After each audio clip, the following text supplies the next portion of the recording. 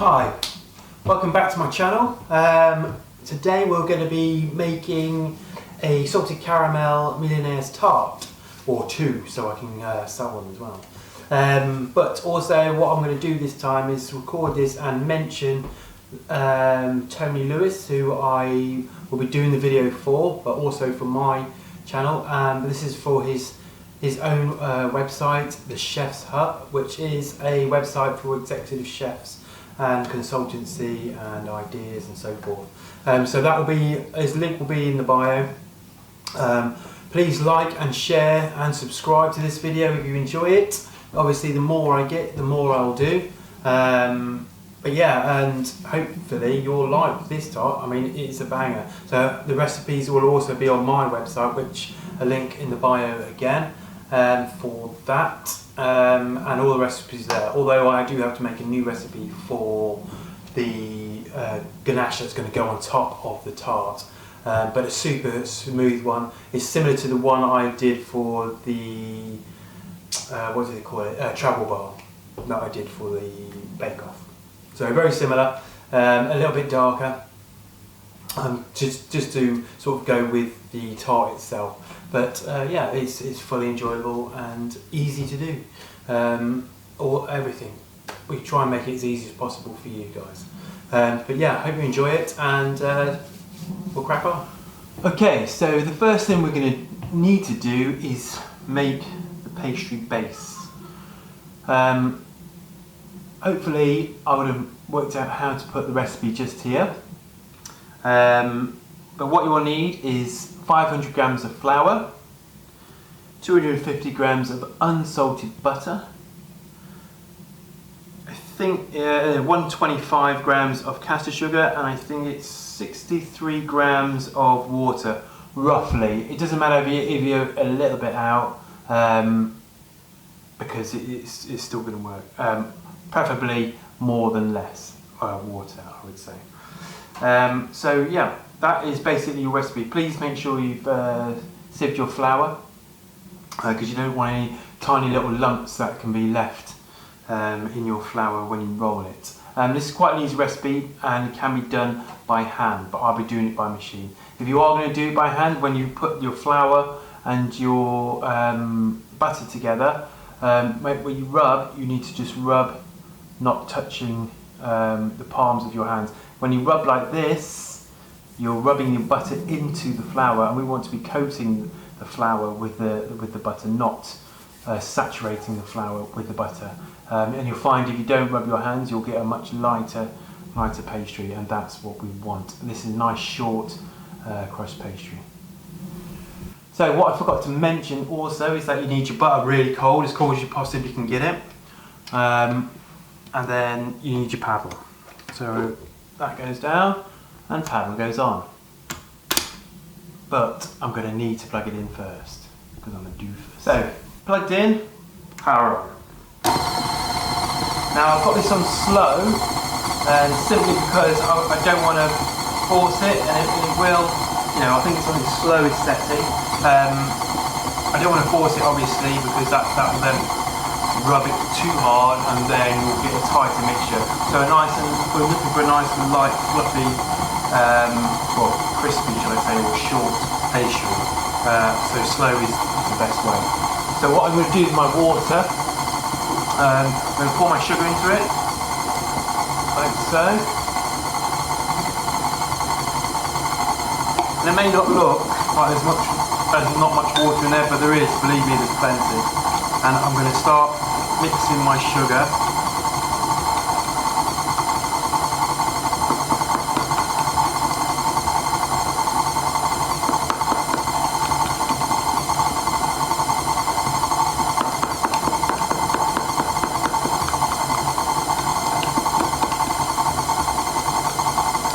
Okay, and we'll come back to that in a second when this has gone to a really nice light crumb, and then we'll incorporate our sugar into there.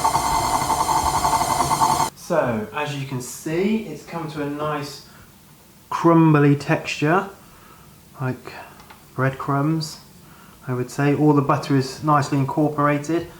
So what I do now is, with the sugar mixture. I'm going to add that to that.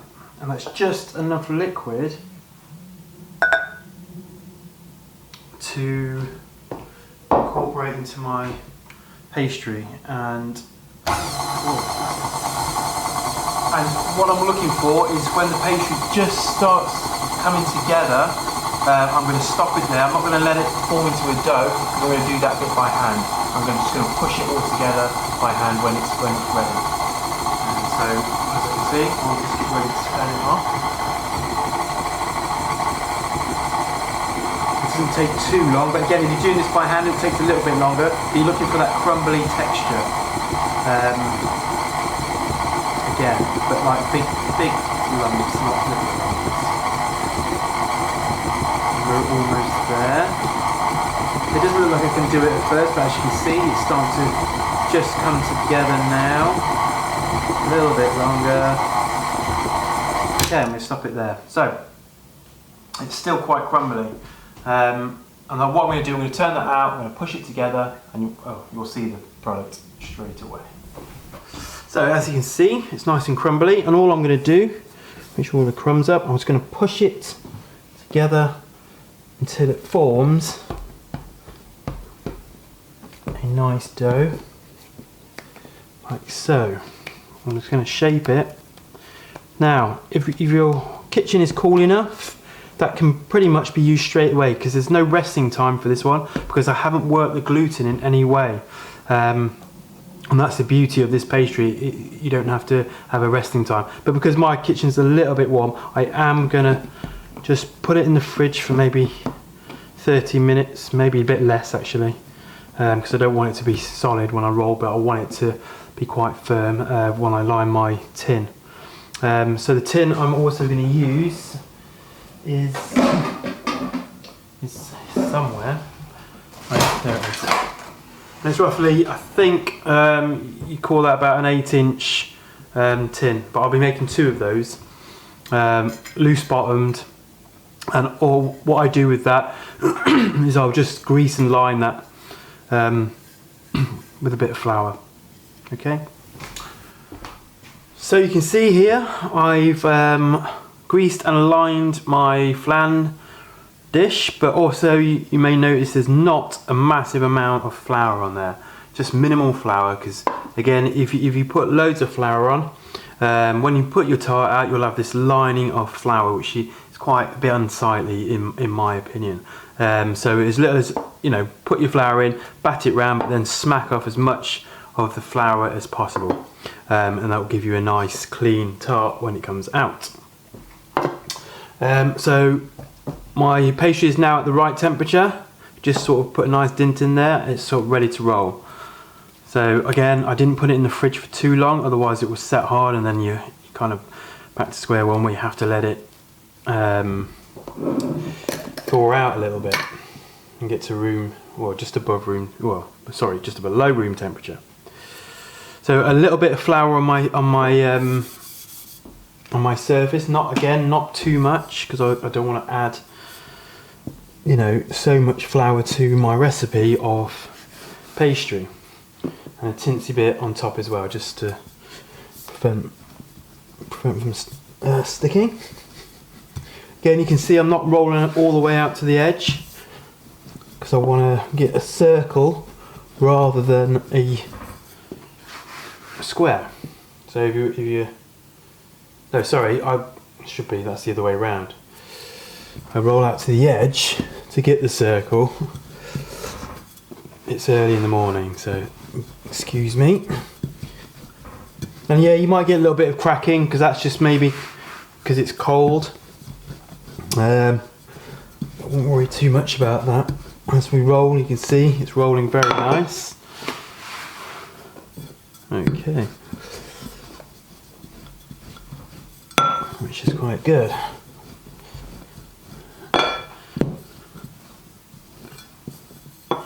There we go, that should be big enough. So yeah, I'm looking at that, and I've got plenty of room to sort of, fold fold my pastry in to get my tart. And again, it's nice and thin. It's not overly thick, because again, you don't want too thick a pastry when you go to cut. Okay, so now it's at the right. I'm going to just come in a little and do that. Bring my tart case, and there it goes. Now your tart, your pastry should hold. If it starts to crack, maybe your pastry is a little bit too warm, but that happens. You can just patch it up as you're going. Again, I'm using my thumbs mainly on this because I don't want to poke my pastry too much. And again, you don't want to be fingering your food overly. Okay. So now it's kind of in. I'm now going to make a nice sharp edge with my thumbs as I sort of pat round. That'll give you a nice angle and prevent any sort of air bubbles coming in the pastry when you bake it. So obviously the less air you get in there, the better. Okay, so that's a nice, as you can see, it's a really nice sharp edge I've created there. Alright, and I'm just going to quite easily now just finish off the edges like so, and again with a rolling pin straight off. Okay, save your pastry, make some little jam tarts or some other form of tart with that, so let's not waste that. Or you've probably got enough there to make another tart, a bit thinner maybe, but yeah, definitely. But with this pastry recipe, you've got enough for two to three tarts anyway on the pastry side of things. So we've got a nice, perfect looking tart. So again, I am blind baking this, but I'm blind baking it for about 14 minutes, and I'm going to remove it and bake it for another 5 minutes until nice and golden. Because obviously this is a no bake tart we're doing, so we're going to use ganache, and the caramel will set itself. Okay, so next I'm just going to fill the tart up with some rice, and here I've got cling film, 2 sheets going one way and 2 sheets going another way. And I use cling film because it gives it a nice even bake rather than using beans and paper, which I find it quite annoying and usually leaves little marks in your pastry case, or it just crumples up and you get an uneven bake. And this is what we do in the trade. Okay, don't think it's going to melt in the oven, because it doesn't. I'm going to fill right to the top to make sure we get a nice even bake. There we are, takes all of that. It's about a pack and a half of rice. And it's nice and cheap as well, the rice, a lot cheaper than the old baking ceramic beans you buy, which are ridiculously expensive for what they are. You save yourself money, and these are just reusable. Okay, so I'm going to pop that in the oven at 180 for roughly 14 to 15 minutes. Remove it and then just bake it until it's golden, only just golden, and then we shall start on with the sauces. Okay, I have weighed out my ingredients for the set salted caramel, like so. I've got my induction hob out this time rather than going over to my actual hob. I think the induction, I can stay in the same place and record at the same time. My tarts are almost complete minutes ago. I will bring them out and show you the colour. But yeah, this is my setup. So sugars, vanilla, butter, salt, corn flour, cream, and I will cook them live for you to see the result. So tart is out, and I sort of zoomed in a little bit. I might just pan out slightly. There we go. just so you can see, it's nice and golden around the edges. This is on the middle shelf. Top shelf, obviously, you're going to get a bit more coloration. But this is the middle shelf. I'll take that out, and that's now perfectly cooked. So yeah, obviously, because we want to colour the base a little bit, I'm then going to put it on the top shelf for roughly 4 minutes, just for it to go golden and finish cooking. But you can see that the tart case itself is nicely formed, no air bubbles whatsoever. Okay, so that's cooked, and you can see there's just a little bit of coloration on the base, but I want to keep that as not pale, but I've got a nice golden colour, and you get a really nice crunch of that once it's cooled down. But as you notice, there's been no shrinkage from the pastry. It's come away from the sides a little bit, but that happens with cooking anyway. But yeah, it is. I will decant that, and that will be perfect. So at this point, so once it's cool, which I'm going to put it in the fridge to cool down fully, then we'll just pour our liquids as we make them directly into the tins, and that will just save us a little bit of time, obviously. Right, so next we're going to go on to our caramel. So first off, I'll put my butter into the base. So that's going to melt first, and then on top of that, my sugars. Like so. Turn on my machine. Go for quite a high heat, because obviously I want to start making the sugars smoke. Okay, so I'm going to let them melt first. The next thing I'm going to put in after that will be the vanilla. So the butter's just started to melt. I'm just going to give it a little stir, get things moving and cooking evenly. Okay. At this point, I'm going to add my vanilla. The good thing about induction is that it comes to heat quite rapidly, which is nice. And waiting time, and obviously for the purpose of this, it's perfect.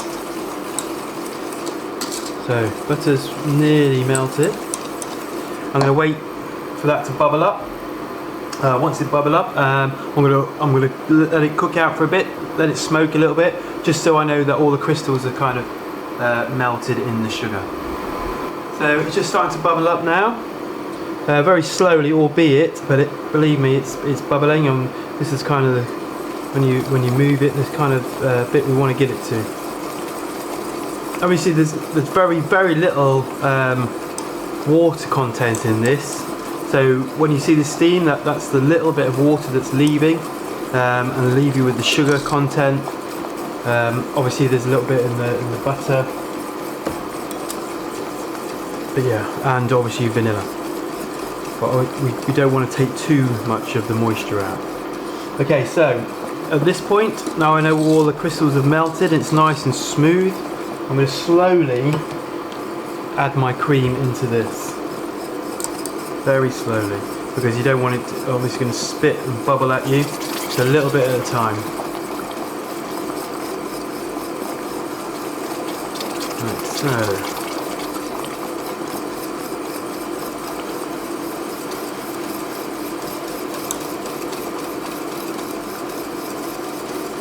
It almost looks like it's going darker, but that's just the cream, and it will go a little bit lighter once it's all added. As much of that out as you can. Okay, so obviously it will cool down a little bit, but we then need to simmer that for around 5 minutes. When I say simmer, so once it comes to the boil, turn the heat down slightly and let it simmer out for roughly 5 minutes before we then add our corn flour and salt. So the corn flour, I've just added a little bit of water to it, so I'm going to give that a little stir, and once it's simmered for a little bit, then we'll add that, let it thicken, and then we'll add our salt. So it's been simmering for a little while. I've got my corn flour here mixture, which I will just give it a little mix so it doesn't all clump up into one little. Obviously, corn flour is quite heavy, so when we add this, we're going to keep whisking it until it's thick. Okay, so I'll turn up the heat a little bit, bring it back to the simmer, like so, and in it goes, like that. Obviously, it's cooled it down a little bit because we've added a cool to a hot liquid, but in no time it will thicken up. I'm not adding the salt just yet because I want to get the purest flavour of the salt, so I'm going to add it right at the end. And make sure you follow the recipe with the salt, because if you add salt, too much salt, you obviously can't take it away. That'll just ruin everything. So use what's on the recipe. It's 8 grams. Again, I will hopefully do all this for you at the start of the video, your recipes. And again, there will be a link on the bio to the website, and you can download the recipes for free. You just have to join and subscribe. Okay, so we're coming up to the boil, and I can feel it starting to thicken, and you can see it's starting to thicken as well. And that's the idea. Again, you know, it may be runny now, but when we pour it into our case, it's going to thicken up in the fridge and set. So we'll then be able to pour our our ganache on top of that to create something magically delicious. Those layers. Okay, so I'm just going to turn the heat down a little bit because it's starting to spit violently. And there we go. That's what I'm looking for. Look how nice and thick that is. It's all like, almost like a volcano style, or lava. That's what you're looking for. But be very careful with because it will spit like mad. You don't want to have it on your fingers because it just won't come off. Okay, so I'm going to turn the heat right down now to warm, and that will allow it just to thicken up without burning. So I've turned it right down, and there you go. You have your salted caramel. Oh, don't let me forget the salt now. There goes the salt. Okay, 8 grams of salt, and that's in, and then job done. Right, so before I fill my tart case, I'm just going to get some of the actual caramel. Just block the holes up. I'm going to set that in the fridge slightly, just so it creates a seal with the holes, and when we pour our mixture in, it's not going to go through any holes. Okay, like so. It's just to create a seal first, that's all. Nothing more. You can use egg whites, but obviously you're then adding an allergen into there as well, and I don't eat eggs. Just because I'm allergic, no other reason. Okay, but that will create a seal anyway, so it makes it safe for you then to pour a warmer liquid in. And you only need a couple of minutes in the fridge just to set, and then we'll go ahead and pour our mixture in. Okay, it's set. I'm just going to pour my hot liquid in as that's starting to set itself, but I'll pour it into the middle and let it work its way out to the edge. And then I'm going to put this goes about halfway, because I like a nice half and half distribution of caramel to chocolate. And then now I'm just going to put that into the fridge to set, which will take around 15 minutes. Right, so the next stage of our cook is the ganache. It's quite an easy process. It just requires chocolate cream, golden syrup, water, which I'll go through why in a minute, vanilla and butter. So basically what we're going to do is going to heat the cream and butter up to a liquid, pour it over our chocolate with the golden syrup, water and vanilla, and then hand blend it to emulsify the butter and the water together, you know, the fats and the water, because obviously water doesn't mix very well with fat itself, so you need to emulsify it so it all becomes one and becomes smooth. And then we're going to pour it directly onto our tart cases, but I'll walk through that as we make it. It's quite a quick process. I'll partially heat yeah, I'll partially heat the cream, but not boil it. Excuse me, but not boil it. And then I should pour it over my mixture. I'm going to get it up to about 90 degrees and then pour it over my chocolate, emulsify, pour it into the tart case. Okay, just have to watch my battery level a bit, but here we go into the next part, which is the ganache. So in here I've got my cream. I'm going to place my butter in there also, because I want it to melt slowly. I'm going to add my water. Now I add the water is because when it goes in the fridge, chocolate alone and all the fat alone will contract and move and dry out slightly because of the fridge temperatures, and it will create cracking. So I add the water to prevent the cracking, and that's why I add the water. And I'm going to add my vanilla in there as well. I'm going to slowly warm that, so on a low temperature, about 100 degrees, and slowly bring it up to the warm. And so it's all melted, and then I'm going to pour it over my chocolate with my golden syrup, because I don't want to alter the property of the golden syrup as well. Right, so I've warmed the cream and the cream mixture anyway. So it's not boiling, around 90 degrees, so quite hot. I'm going to add this golden syrup to my chocolate. That's the sweetness, so obviously using a bit of chocolate. I'm not going to add any other sugar, bar what we've got there, because obviously we've got quite a lot of sugar in the base of our tart, and a little bit of sugar in our pastry. So try not to add too much sugar to the ganache, and we want the real flavour of the chocolate to come through. So it's a 70% chocolate I'm using. I'm not going to name the brand because I'm not into naming brands of chocolate. I just like to choose a nice dark chocolate with a good roasted flavour. So that goes over like so. And although you might think it's quite liquidy because of the fat content in the chocolate itself, it's going to set nicely, and it will take a couple of hours to set properly, but that's fine, we've got time. So I'm going to emulsify that chocolate. I'm just going to move it around so some of the chocolate melts, just makes it a bit easier for the hand blender to do its job. And it may look oh, there's my phone. It may look liquidy now, but as you see when I start blending, it's going to thicken up, and I'm going to do that now, so it's going to create a bit of noise.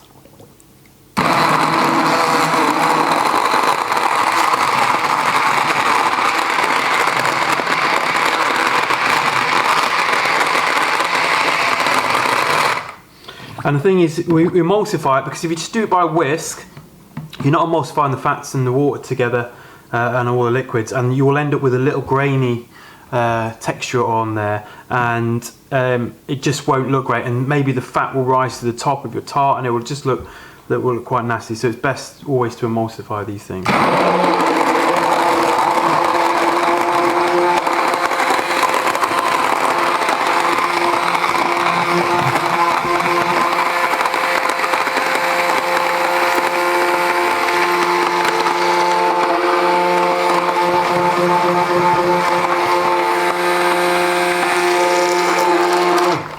Again, try not to get air bubbles in there, because you don't want air bubbles then rising to the top of your tart once it's setting and creates lumps. So if there is, just give it a little stir, knock all the bubbles, tap, get the bubbles to the top, and continue.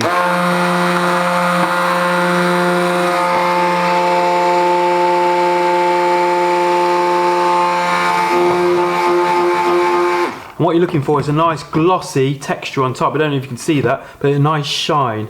So when you do lift it up, there's no grain in there whatsoever. It's just really nice and smooth with a beautiful shine. And that's the fats giving it the shine.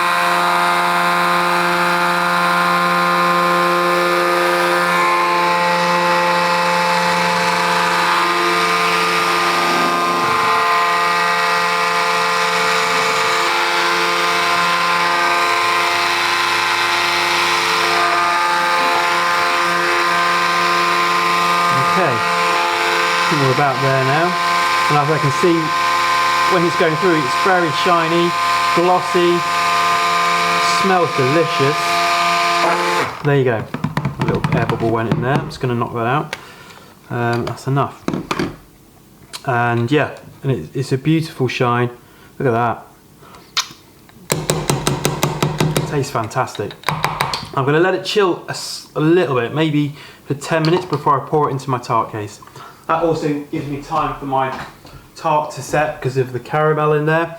And then I'm just going to pour it over while it's warm, straight into the fridge and set it for a good couple of hours before we can eat it. Awesome. Okay, here is the tart. And here is the ganache. I'll give the little ganache a little move so it just loosens it up, makes it easier when I pour. So what will happen is, because there's still a little wobble, but it's good to touch, a little wobble, it may just push up. So we do this quite fast, so it then level out underneath and you'll get that nice straight line. So don't worry if it does, but if you do it slowly, then obviously it's going to start slowly pushing down. Okay, so I'm going to go from the outside kind of inwards, or you can, if you go from the inside outwards, it kind of pushes it to the edge. Okay, so off we go. Okay, there we are. All covered, and we fill pretty much to the top. That's it. And we'll give it a little shake. If you have got any air bubbles in there, you can just tap them out, or get a little toothpick and just to knock them out. And there we are.